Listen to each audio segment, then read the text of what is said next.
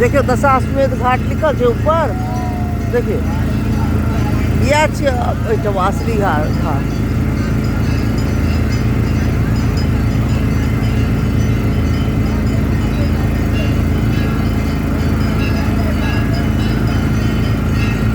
जय माँ गंगे हर हर गंगे, जय माँ गंगे हर हर गंगे, कष्ट हरणी गंगे, जय माँ शोक हरणी गंगे, गंगे माँ गंगे हर हर गंगे हर। ये अहिल्याबाई घाट, ये अहिल्याबाई घाट बुझलिए, ये अहिल्याबाई घाट।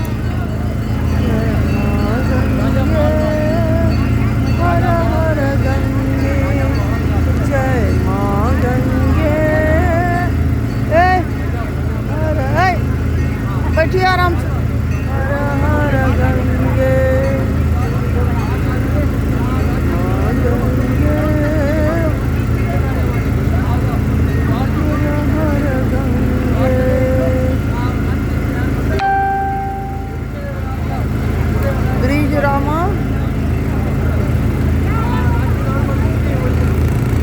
ब्रिजरामा पैलेस घाट, पैलेस ब्रिजरामा पैलेस।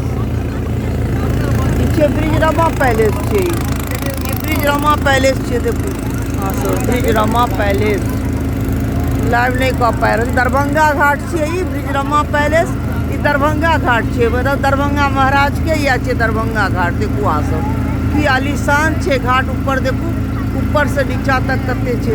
दरभंगा घाट छे, यह दरभंगा घाट छे। एते घाट का अहाँ सब हम दर्शन करौलहुँ। अब आगू देखे छियै कोन घाट छे, तखन अहाँ सबके हम बतबै छी। ई दरभंगा घाट छे। देखिए की लगे छे, शानदार छे दरभंगा घाट। ई दरभंगा महाराज के बनाओल छे दरभंगा घाट।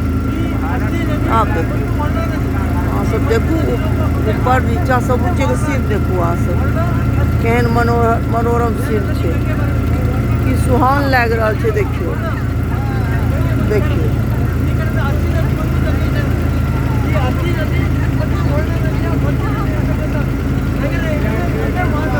ई होटल छे, कोनो होटल छे, होटल के छे घाट। ई होटल सीता, होटल सीता छे।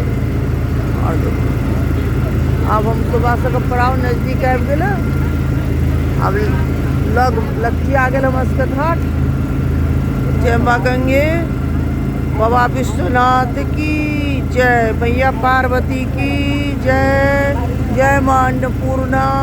हर हर गंगे, हर हर गंगे, बाबा विश्वनाथ की जय।